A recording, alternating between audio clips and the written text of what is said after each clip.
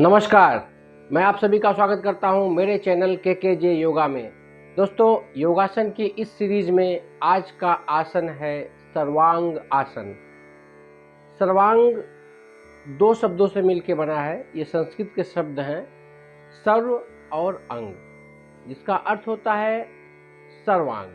यानी ये आसन करने में हम अपने सभी अंगों का प्रयोग करते हैं और हमारे शरीर के सभी अंगों को इस आसन से लाभ मिलता है। इसलिए इस आसन को योगासन की रानी यानी आसनों की रानी, क्वीन ऑफ ऑल आसन कहा गया है। अगर जाहिर है कि अगर आसनों की रानी है तो आसनों का राजा भी होगा। तो आसनों का राजा कौन है, ये मैं वीडियो के लास्ट में बताऊंगा। अभी बात कर लेते हैं सर्वांगासन की। इसके क्या लाभ है, किसको करना चाहिए, किसको नहीं करना चाहिए और क्या क्या सावधानियां बरतनी चाहिए इस आसन में। तो चलिए पहले देख लेते हैं सर्वांग आसन कैसे किया जाता है, उसके बाद इसके लाभ और हानि के बारे में बात करें। सर्वांग आसन करने के लिए सबसे पहले योगा मैट, या अगर योगा मैट नहीं है आपके पास तो दरी कंबल को बिछा लें। इसके बाद पीठ के बल सीधा लेट जाएं। आपकी रीढ़ की हड्डी, गर्दन और पैर एक सीध में रहें। दोनों पैरों को ज्वाइंट कर लें। आपके जो पैर के तलवे हैं, पंजे हैं, वो ज्वाइंट रहेंगे। हथेलियां जमीन पे और पूरे शरीर को शिथिल छोड़ दें और नॉर्मल श्वास लें। इसके बाद पैरों को धीरे धीरे, दोनों पैरों को सटा के धीरे धीरे ऊपर उठाएं। श्वास भरते हुए पैरों को उठाएं, 90 डिग्री तक लेके आए। जो नए अभ्यासी हैं, जो अभी शुरू कर रहे हैं, वो 10 से 15 दिन तक केवल ऐसे ही अभ्यास करेंगे। जब आपको पूरी तरह से कंफर्टेबल हो जाए इस पोर्शन में, तो फिर आप धीरे धीरे हथेलियों का सहारा लेके धीरे धीरे अपने पैरों को ऐसे उठाएंगे। फिर आप अपने पैरों को, हथेलियों को कमर के ऊपर रखेंगे।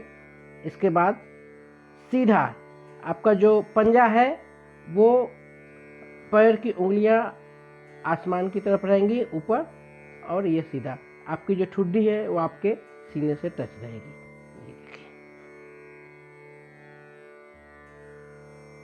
जब इस आसन में अभ्यस्त हो जाए तो हथेलियों को छोड़ के भी रख सकते हैं।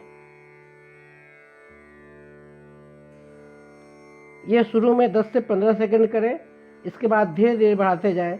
3 से 4 मिनट तक इस स्थिति में रह सकते हैं।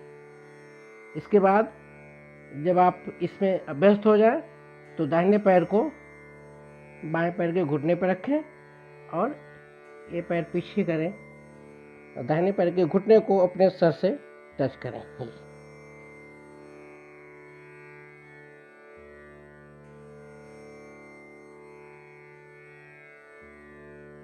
ये सर्वांगासन का दूसरा प्रकार है। फिर पैरों को मोड़ें और धीरे धीरे पैरों को जमीन पर रखें, हथेलियों का सहारा रखें और लेट जाएं। इसके बाद इसका काउंटर पोस्चर पवन मुक्त आसन कर लें। इस तरह से कमर को थोड़ा सा मसाज दे दें, पूरी पीठ को मसाज हो जाएगा इससे। और फिर शवासन में थोड़ी देर के लिए लेट जाएं शांत। शवासन में लेटने से क्या होता है कि जब हम कोई आसन करते हैं तो हमारे शरीर में बहुत सारा उथल पुथल हो जाता है। तो उससे अगर हम 5 मिनट तक शवासन में लेट जाएंगे शांत एकदम, पूरे शरीर को ढीला छोड़ के, तो उससे क्या होगा कि जो भी उथल पुथल हुई है हमारे शरीर में वो ठीक हो जाएगी। तो इस तरह से 5 मिनट के लिए हम शवासन में रहेंगे। फिर बाएं करवट लेके हम, तो ये रहा आपका सर्वांग आसन। तो दोस्तों, ये था सर्वांग आसन। अब बात कर लेते हैं इसके लाभ के बारे में। तो जैसा मैंने पहले कहा कि शरीर के सारे अंगों को लाभ देता है। तो ऊपर से शुरू करते हैं। जब इस प्रकार से हम आसन करते हैं, पैरों को ऊपर उठाते हैं, तो हमारे ब्रेन में ज़्यादा से ज़्यादा मात्रा में ब्लड का सर्कुलेशन होता है। इससे ब्रेन को, हमारे दिमाग को शांति मिलती है। भय, क्रोध, फिर सर दर्द, मानसिक तनाव दूर होता है। इसके बाद नीचे आते हैं, तो जब हम अपने ठुड्डी को अपने चेस्ट से, अपने चिन को चेस्ट से टच करते हैं ऐसे, तो हमारे उसका जो प्रभाव पड़ता है हमारे थायराइड ग्लैंड पे पड़ता है, तो वो स्टिमुलेट होती है, तो थायराइड की प्रॉब्लम दूर होती है। फिर हमारे गर्दन में जो नर्व्स हैं वो स्टिमुलेट होते हैं, हमारे ग्रीवा, नेक और थ्रोट के एरिया को जो नर्व्स हैं, नसें हैं, वो स्टिमुलेट होते हैं। इससे हमारे आँख, कान, नाक के जो भी रोग हैं वो दूर होते हैं। इसके बाद हमारा फेफड़ा स्ट्रांग होता है, पाचन शक्ति बढ़ती है, ब्लड का सर्कुलेशन ज़्यादा होता है, हमारे अंतरस्रावी ग्रंथियाँ जो हैं वो स्ट्रांग होती हैं। हमारे पाचन तंत्र में, तंत्रिकाओं में और अंतरस्रावी ग्रंथियों में एक बैलेंस होता है, जिससे हमारे जो आंतरिक अंग हैं वो सुचारू रूप से काम करते हैं। लीवर, किडनी, इंटेस्टाइन पे इसका बहुत ही अच्छा प्रभाव पड़ता है। फिर हमारा जो पेल्विक रीजन है, ये रीजन, यहाँ पे ब्लड का सर्कुलेशन बढ़ता है, तो इससे हमारे जो प्रजनन, माताओं बहनों में जो प्रजनन क्षमता होती है वो स्ट्रांग होती है। और फिर हमारे पैरों में जो भी पैरों के रोग होते हैं वो दूर होते हैं। पाइल्स के रोग इससे बहुत जल्दी ठीक होता है। ये आसन हमारे थाइमस ग्लैंड को स्टिमुलेट करता है, जो कि रोग प्रतिरोधक क्षमता बढ़ाने के लिए बहुत ही आवश्यक है। तो इससे हमारे जो एंटीबॉडी है वो ज़्यादा बनती है, रोग प्रतिरोधक क्षमता बढ़ती है। दोस्तों, asthma, diabetes, hydrocele, piles, menopause, menstrual cycle में कुछ प्रॉब्लम है, फिर आपका लिक्यूरिया यानी श्वेत पदर के प्रॉब्लम में, ये सर्वांग आसन को थेरेपेटिक योग के रूप में प्रयोग करते हैं। इस आसन का रेगुलर अभ्यास आपको सर्दी, खांसी, जुकाम, फ्लू के प्रकोप से बचाएगा। और इस आसन का सबसे बड़ा फ़ायदा यह है कि आपको जो हर समय जवान रखेगा। इसका रेगुलर अगर अभ्यास करते हैं आप, तो आप यंग रहेंगे, बुढ़ापा जल्दी आपके पास नहीं आएगा, खून की कमी भी नहीं होने देगा आपके शरीर में ये आसन।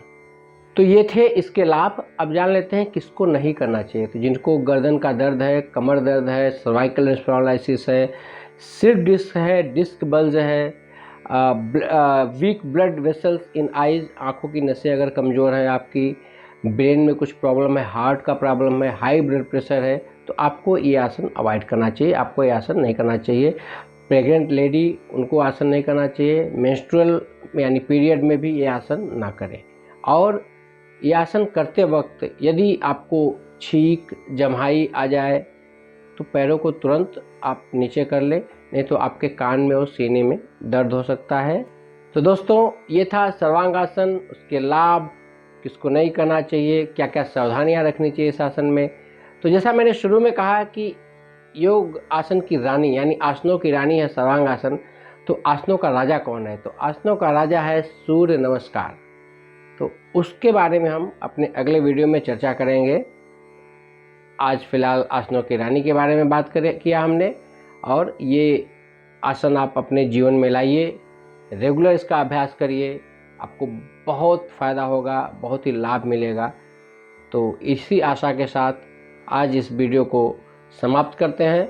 अगर मेरे चैनल को सब्सक्राइब नहीं किया है तो सब्सक्राइब अवश्य कर लें और बेल आइकॉन दबा दें, ताकि मेरे आने वाले वीडियो के रेगुलर नोटिफिकेशन आपको मिलते रहे। तो चलिए मिलते हैं अगले वीडियो में, तब तक के लिए नमस्कार।